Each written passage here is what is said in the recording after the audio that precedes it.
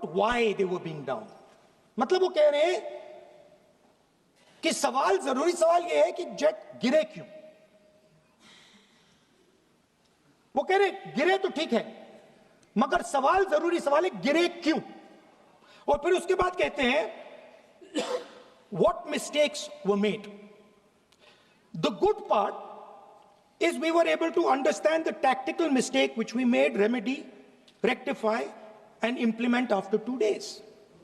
And we flew all our jets again, targeting at long range. I want to tell CDS Anil Chauhan ji that you made no tactical mistake. The Indian Air Force made no mistake. The mistake was made by the political leadership that said you cannot attack the military infrastructure.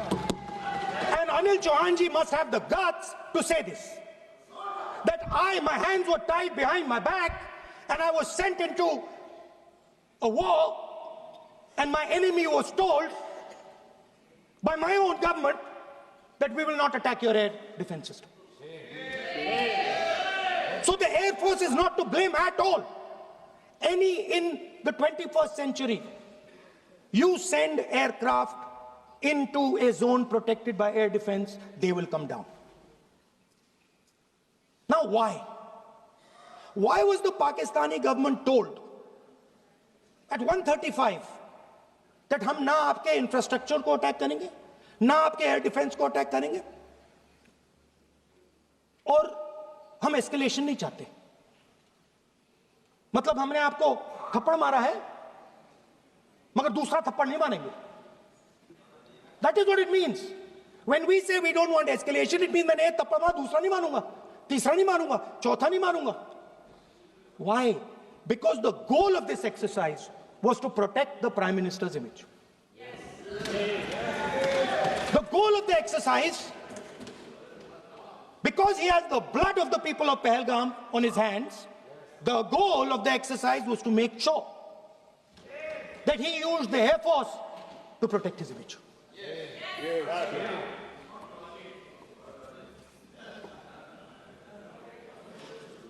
After that, Donald Trump has said 29 times. 29 times he said, 29 बार उन्होंने बोला कि भैया मैंने cease fire करवाया. अच्छा, अगर वो झूठ बोल रहे हैं तो अपने भाषण में यहां प्रधानमंत्री कह दें कि वो झूठ बोल रहे हैं. यहां पे अगर दम है तो यहां पे प्रधानमंत्री बोल दे कि ट्रंप झूठ बोल रहे हैं. If he has the courage of Indira Gandhi, let him say here that Donald Trump, you're a liar. That you did not make a ceasefire and that we did not lose any planes. Let him say it here.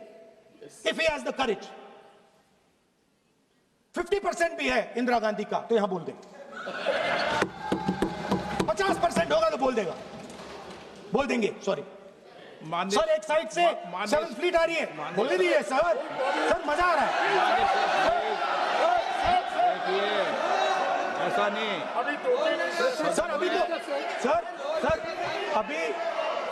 Sir. अभी तो मैंने opening नहीं किया sir.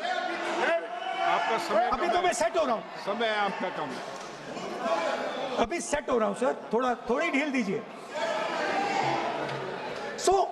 अगर दम है, अगर सचमुच में दम है तो आज शाम यहां प्रधानमंत्री को कह देना चाहिए Donald Trump is a liar. झूठ बोल रहा है डोनाल्ड ट्रंप.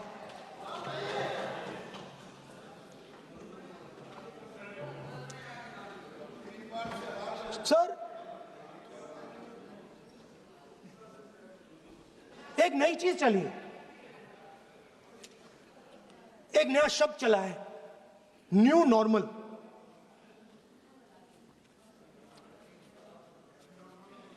कि न्यू नॉर्मल है.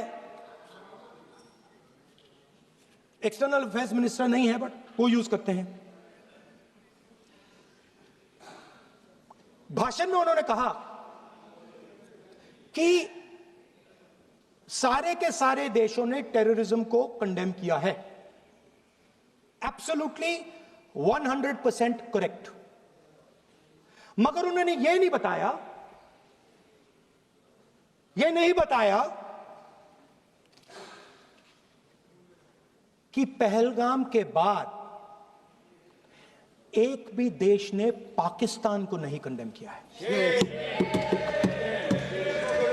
Not a single country has condemned Pakistan. Everybody has condemned terrorism. What does it mean? That the world is equating us with Pakistan. Earlier, when the UPA government was there, it was very clear Pakistan is promoting terrorism. And they used to condemn Pakistan for promoting terrorism. Now, not a single country has condemned. Acha, very interesting, another fact. I mean, sometimes this external affairs minister amazes me. Chok jata hu main. He says that now even defense minister, we have deterred Pakistan. Acha, you have deterred Pakistan? Fine. The man behind Pahalgam is a Pakistani general called General Munir, Chief of Army Staff. That man is having lunch with the President of the United States.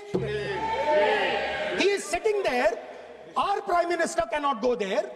Mr. Trump is breaking all protocol, and he's inviting the man who has done terrorism in India to have lunch with him.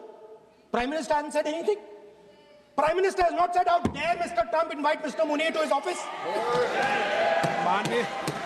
माननीय सदस्य, इसको Right? माननीय सदस्य, Now let me say what Donald Trump has to say. माननीय सदस्य, ये Speaker, sir, let me say what Donald Trump माननीय has to say. सदस्य, ये सदन की संपत्ति है, Sorry, इसको sir. मत तोड़ो। Sorry, sir. गलती हो गई. Now, we have, according to this government, they have deterred Pakistan. And the mastermind of the whole operation is having lunch with the president. आतंक के गढ़ कोई सोच नहीं सकता कि वहां तक कोई जा सकता है। बहावलपुर और मुर्गे उसको भी जमीन दोस्त कर दिया गया। आदरणीय अध्यक्ष जी, हमारे सेनाओं ने आतंकी अड्डों को तबाह कर दिया। तीसरा पक्ष, पाकिस्तान की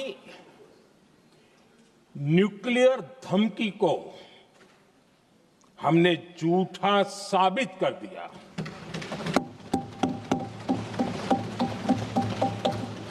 भारत ने सिद्ध कर दिया कि न्यूक्लियर ब्लैकमेलिंग अब नहीं चलेगा और न ही ये न्यूक्लियर ब्लैकमेलिंग के सामने भारत झुकेगा।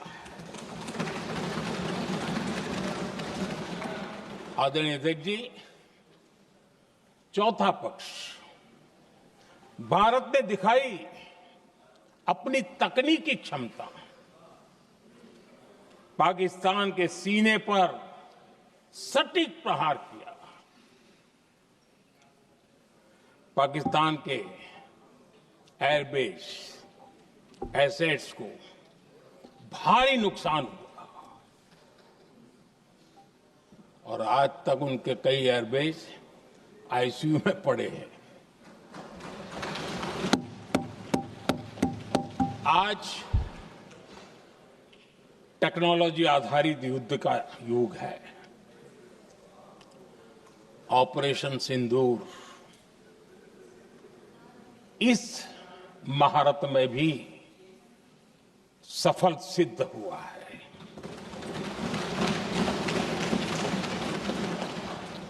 अगर पिछले 10 साल में जो हमने तैयारियां की हैं वो न की होती तो इस तकनीक के युग में हमारा कितना नुकसान हो सकता था, इसका हम अंदाज लगा सकते हैं। पांचवा पक्ष,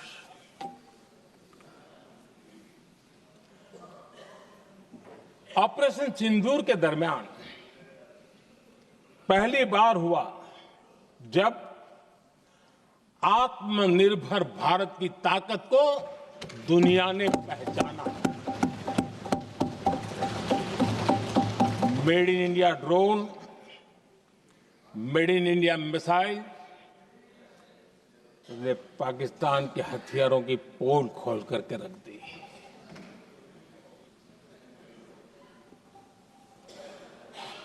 आदरणीय अध्यक्ष जी, और भी एक महत्वपूर्ण काम जो हुआ है, वैसे जब राजीव गांधी जी थे उस समय उनके जो डिफेंस का काम देखने वाले एमओएस थे, उन्होंने जब मैंने सीडीएस की घोषणा की तो वो बहुत प्रसन्न होकर के मुझे मिलने आए थे और बहुत बहुत प्रसन्न थे वो। इस समय ऑपरेशन में नेवी, आर्मी, एयरफोर्स,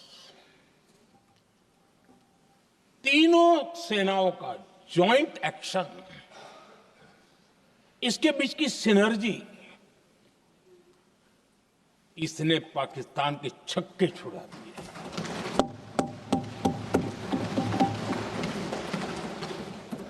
आदरणीय अध्यक्ष जी, आतंक की घटनाएं पहले भी देश में होती थी,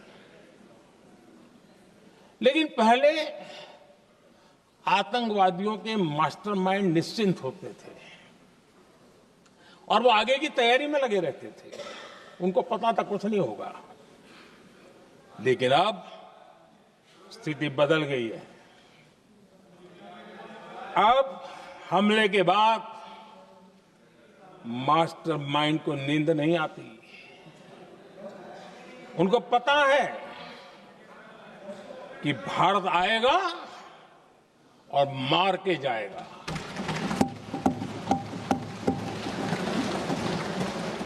ये न्यू नॉर्मल भारत ने सेट कर दिया है।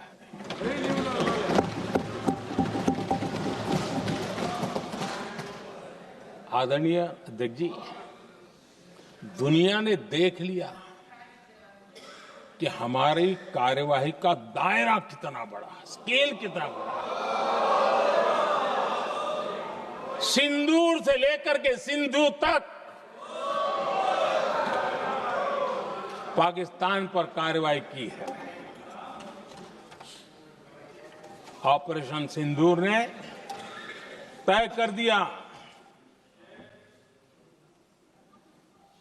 कि भारत में आतंकी हमले की, उसके आकाओं को और पाकिस्तान को भारी कीमत चुकानी पड़ेगी। अब ऐसे ही नहीं जा सकते।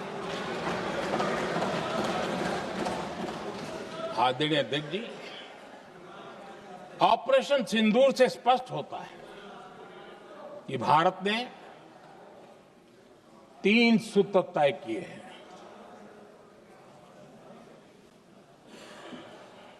अगर भारत पर आतंकी हमला हुआ तो हम अपने तरीके से, अपनी शर्तों पर, अपने समय पर जवाब दे करके रहेंगे।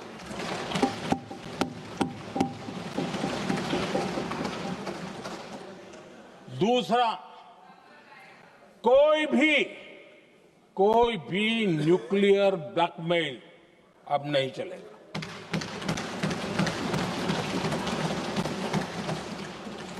और तीसरा, हम आतंक की सरपरस्त सरकार और आतंक के आकाओं, उनको अलग अलग नहीं देखेंगे।